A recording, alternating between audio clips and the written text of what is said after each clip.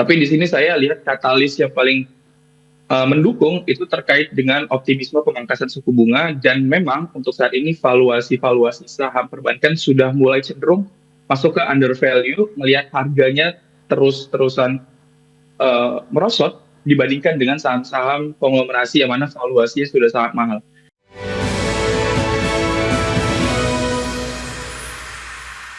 Dan pemirsa, untuk mengetahui dan membahas lebih lanjut mengenai bagaimana proyeksi perdagangan di pasar modal ataupun IHSG pada hari ini, kita sudah tersambung melalui line Zoom bersama dengan Abdul Haq Al-Faruqi Investment Specialist Makmur. Baik, selamat pagi Mas Abdul, apa kabar? Halo, selamat pagi Mbak. Baik di sini. Baik, kabar baik. Terima kasih sudah meluangkan waktunya Mas Abdul di Market Pass IDX Channel. Baik, Mas Abdul, kalau kita sedikit review terkait penutupan perdagangan kemarin pada hari Kamis ya, IHSG turun 0,68% ke 8.618 dengan net buy asing 1,02 triliun rupiah. Nah, Anda melihat komposisi ini, review Anda seperti apa? Oke, baik Mbak. Terkait dengan perdagangan IHSG kemarin, IHSG sempat menguat ke level 8.730 di level tertingginya intraday kemarin, itu menguat sekitar 0,61% sebelum akhirnya IHSG bergerak melemah dan ditutup melemah minus 0,68%. Dan kalau kita review ya untuk perdagangan di pekan ini, IHSG mencatatkan pergerakan negatif turun 0,49% secara week to date dengan net foreign tercatat di regular market ini masih outflow atau distribusi sebesar 803,3 miliar rupiah.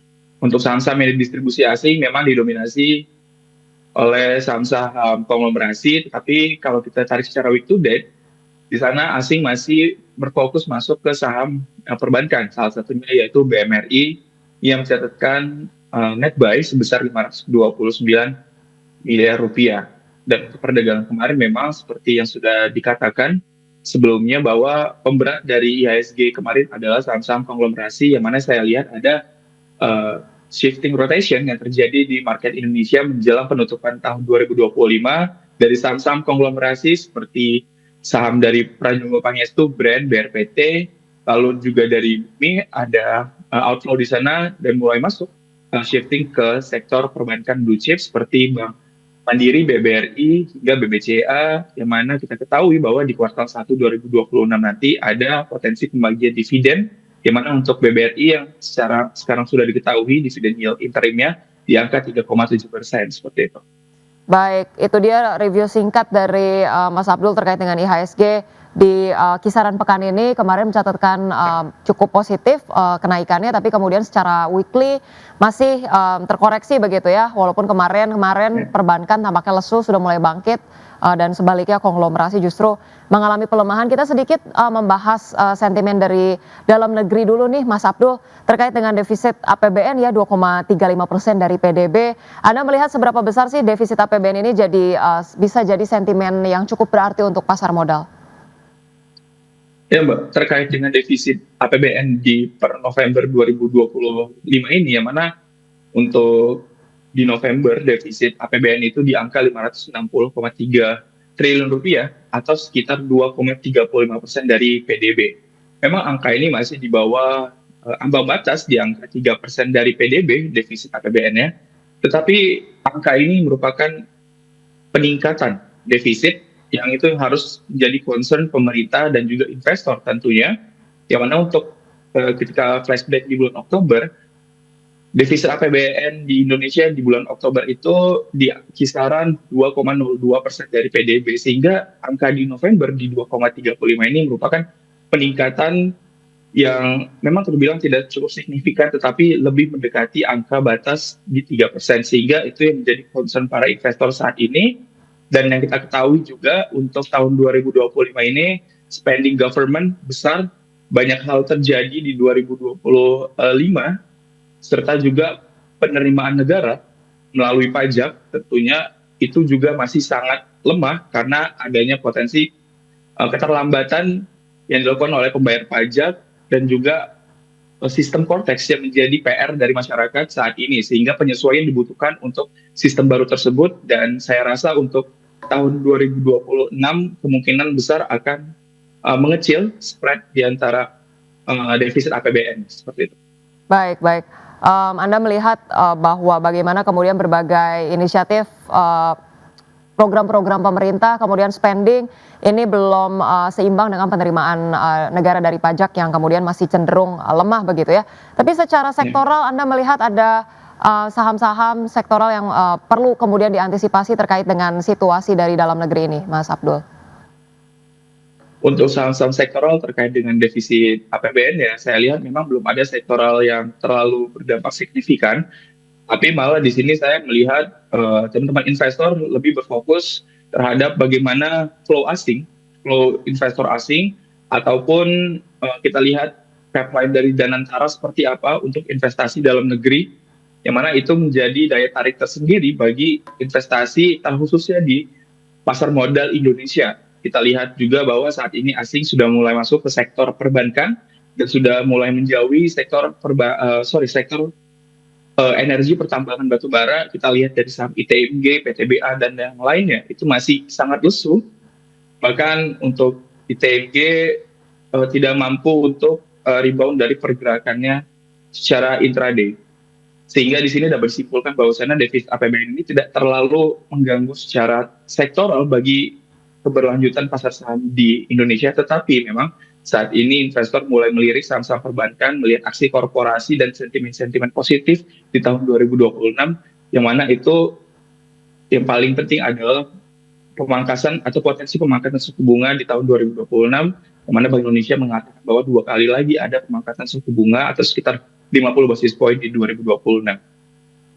Baik, baik.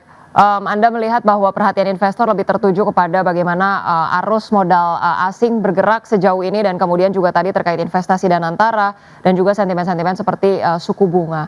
Nah, kita berbicara mengenai saham perbankan yang sebetulnya melesu cukup signifikan ya beberapa hari terakhir, tapi kemudian kemarin mengalami penguatan cukup signifikan. Anda melihat momentum-momentum apa yang kemudian menjadi optimisme bagi investor untuk saham-saham perbankan dan sejauh apa bisa menguat nih, Mas Abdul?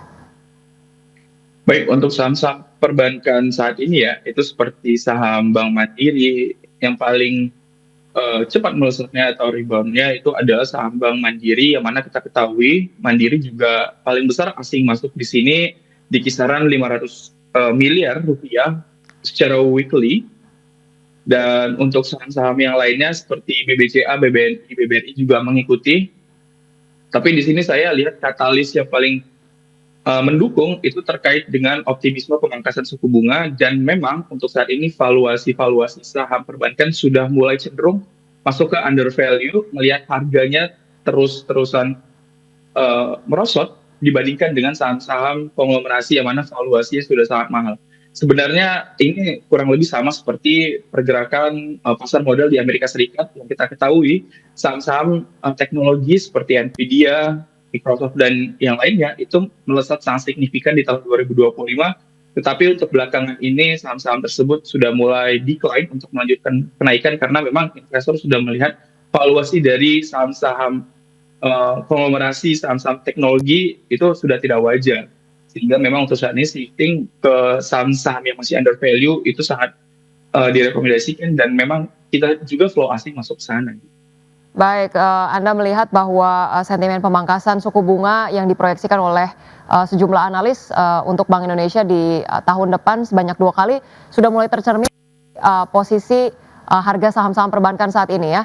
Kalau begitu Anda melihat terkait dengan saham-saham perbankan apakah setidaknya sampai dengan akhir tahun ini punya proyeksi yang cukup positif nih, Mas Abdul?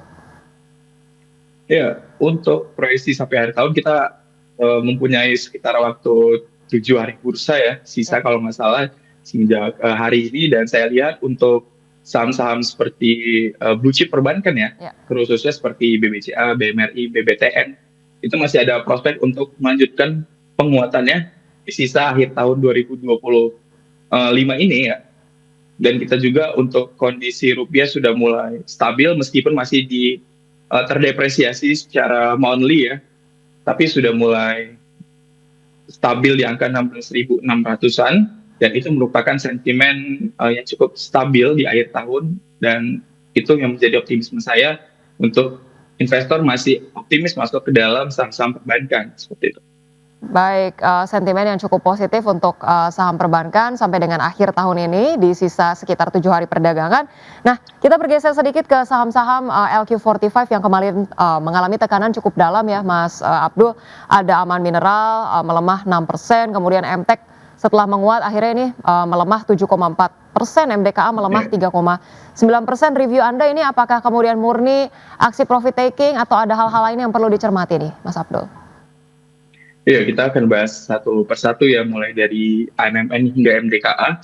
Kita lihat AMMN pergerakannya saat ini bergerak dalam tren bearish ya. Ya. Semenjak kenaikan tertingginya itu di kisaran level 13 ribuan, dan untuk tahun 2020 ini bergerak di range sekitar 10 ribu hingga 5 ribu sempat di terendahnya, dan potensi saat ini masih akan melemah. Kita lihat juga bahwa secara fundamental ini dari laporan laba ruginya itu laba bersih AMMN turun 112% ya secara Q-on-Q di kuartal 3 tahun 2025. Dan kalau kita lihat juga bahwa pergerakan dari saham AMMN ini didasari oleh pergerakan dari mineral-mineral, pergerakan komoditas, dan tentunya untuk saat ini pergerakan komoditas masih cukup stagnan. Batu bara juga kenaikannya juga tidak terlalu signifikan, dan sebenarnya AMMN ini sangat sensitif terhadap harga emas, tetapi memang investor lebih concern ke saham-saham emas lainnya seperti Antam, Archie, sehingga AMMN tidak dilirik karena harganya juga terlampau mahal.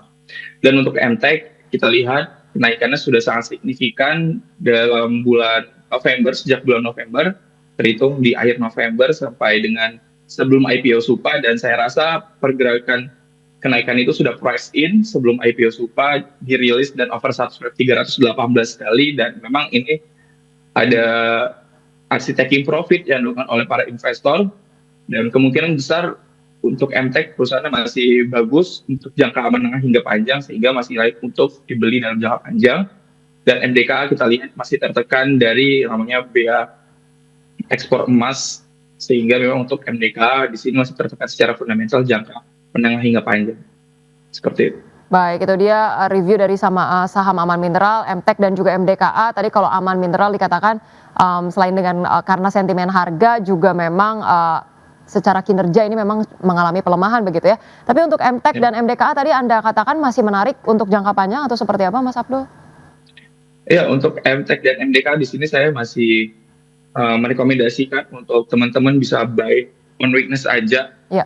Karena saya lihat dari kinerja keuangan untuk MTEK saja itu di kuartal 3 2025 itu untuk laba bersihnya naik 294,2% secara Q-on-Q, dan kalau dibandingkan dengan year-on-year itu lebih besar lagi, itu pertumbuhannya 732%.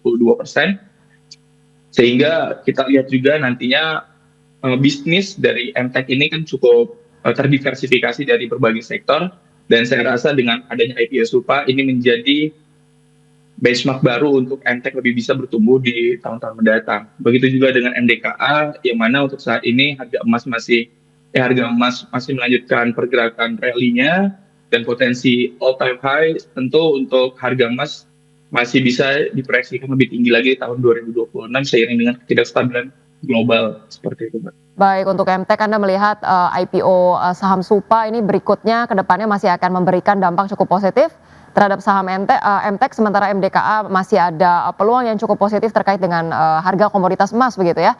Baik, Mas Abdul, kita masih akan bahas berbagai sentimen dan juga saham pilihan. Kita akan bahas usai jeda berikut, pemirsa jangan kemana-mana, tetaplah bersama kami.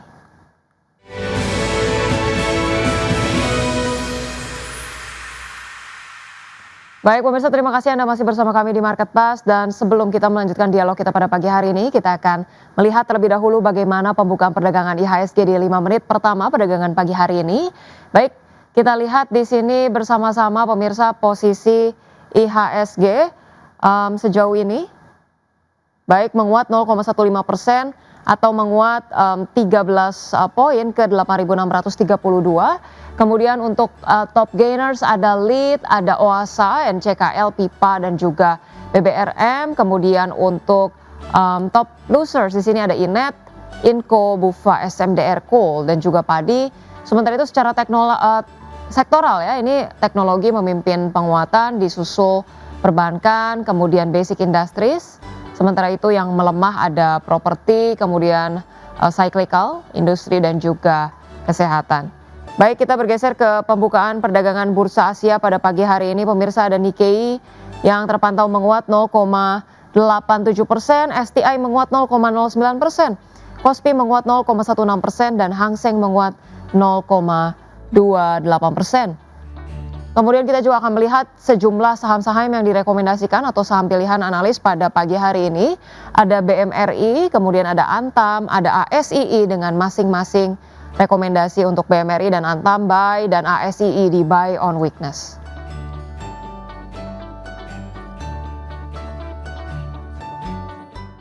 Baik pemirsa, kita akan kembali berbincang dengan Mas Abdul Haq Al-Faruqi, Investment Specialist Makmur. Baik, sebelum kita membahas saham-saham pilihan, Mas Abdul, saya ingin bertanya sedikit nih tentang terkait dengan dividen. Kemarin informasinya ADRO ya, di tengah pasar yang saat ini volatil, akan memberikan dividen yang cukup besar nih dengan yield 7,6%. Anda melihat ini potensinya seperti apa? Oke, sebenarnya saya melihat angka dividen yield dari ADRO ini memang di luar ekspektasi ya, dan angka ini sangat besar untuk dividen interim di awal tahun 2026 dibandingkan dengan saham-saham lainnya. Dan kita ketahui bahwa ADRO sudah split off batu baranya, the split off to ADI, sehingga memang untuk saat ini cash flow ADRO kemungkinan tertekan karena ada aksi pembagian dividen yang besar ini. Dan kita lihat juga dividen ini di atas guidance perusahaan di angka 40% ya dari laba bersih, sehingga saat ini investor ketika melihat posisi ini, investor bisa memanfaatkan untuk jangka pendek saja hingga dividen ADRO diterima. Tapi saya sarankan untuk teman-teman investor jangka panjang tentunya perlu diperhatikan juga ketika ex-date akan potensi dividen trap juga nantinya untuk ADRO, sehingga untuk teman-teman investor jangka panjang tenang, jangan khawatir karena untuk jangka panjang ADRO masih berpotensi memiliki pertumbuhan yang besar dari segmen energi baru terbarukan dan juga dari anak usaha ADMR ya, ada batubara metalurgi itu juga akan menopang kinerja dari ADRO di masa depan, sehingga untuk saat ini angka dividen yang besar menarik untuk investor jangka panjang masuk di saham ADRO seperti itu. Baik, proyeksi yang positif dan menarik untuk ADRO selain dari segi dividen juga menarik untuk investasi jangka panjang ya. Baik, kita ke saham-saham pilihan. Mas Abdul, di sini ada BMRI. Setelah penguatan kemarin, Anda melihat untuk price range saat ini masih cukup menarik. Bagaimana proyeksinya? Oke, untuk beberapa saham yang saya rekomendasikan hari ini itu ada saham BMRI, Antam, ASII. Di sini saya merekomendasikan untuk teman-teman untuk swing trade ya tentunya. Kita lihat juga untuk saham BMRI hari ini bergerak cukup stagnan ya. Untuk BMRI di sini cenderung stagnan, itu masih di range harga 5.100 hingga 5.200, tetapi di sini saya melihat resisten untuk BMRI itu di angka 5.400. Tapi di sini saya lebih berfokus pada fundamental dan prospek BMRI untuk at least di kuartal 1 2026 ya, dengan potensi pembagian dividen interim itu untuk BUMN masih akan dipush oleh Danantara, kemungkinan besar yield 2-3% masih bisa diperoleh untuk investor bagi BMRI ya, pembagian dividennya. Dan juga kita lihat Fed cut rate dan data inflasi juga turun, bahkan konsensus di angka 3,1% itu merupakan di atas inflasi di bulan Oktober, tapi untuk November realisasinya itu di kisaran 2,7%, sehingga memang dengan data itu sangat mendukung ekonomi Amerika Serikat untuk lebih ekspansif, inflasi juga turun, potensi perputaran uang juga lebih akan diversifikasi ke pasar saham emerging market, sehingga itu yang menjadi concern saya untuk BMRI, dan ini dibuktikan dari inflow asing yang masuk ke BMRI dalam 1 pekan terakhir. Kalau untuk Antam saya lihat di sini saya merekomendasikan buy dengan target itu di 3270 hingga 3290 untuk Antam. Dan di sini saya lihat untuk harga emas tadi sudah saya mention sebelumnya bahwa harga emas potensi mencetak all time high yang baru dan hari ini Antam menguat 1,9% ya di 3.170 dan masih ongoing.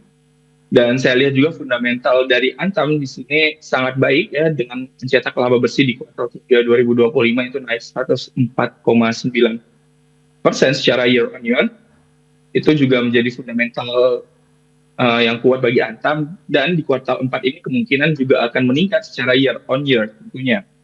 Dan untuk Astra di sini saya lebih ke highlight bagaimana pemerintah berencana untuk tidak memberikan subsidi mobil listrik sehingga memang nantinya mobil listrik yang masuk ke Indonesia dari impor ini kemungkinan harganya akan naik dan Astra sebagai pemegang mobil yang lebih banyak condong ke konvensional yang masih menggunakan bensin ini akan diuntungkan lagi dan akan dilirik lagi dan kemungkinan besar akan menarik konsumen untuk lebih memilih mempertimbangkan lebih besar lagi jika nantinya harga mobil listrik mengalami kenaikan karena tidak ada subsidi seperti itu. Baik, itu dia proyeksi dari Mas Abdul terkait 3 saham pilihan yang direkomendasikan. Ini ketiganya direkomendasikan untuk BMRI, Antam, ASII. Apakah ketiganya menarik untuk swing trading nih, Mas Abdul? Ya, saya merekomendasikan untuk swing trading ya. Jadi untuk teman-teman yang mungkin scalper or day trade, mungkin belum cocok karena memang target saya ini untuk swing trade, tetapi teman-teman investor bisa lebih menyesuaikan dengan profil risiko teman-teman seperti itu. Baik, baik. Terima kasih Mas Abdul untuk review 3 saham tersebut. Dan Mas Abdul, satu pertanyaan terakhir singkat saja, mungkin proyeksi IHSG di perdagangan hari ini support dan resistensi akan seperti apa? Untuk IHSG hari ini berpotensi bergerak di range 8.713 dan di 8.553 untuk supportnya.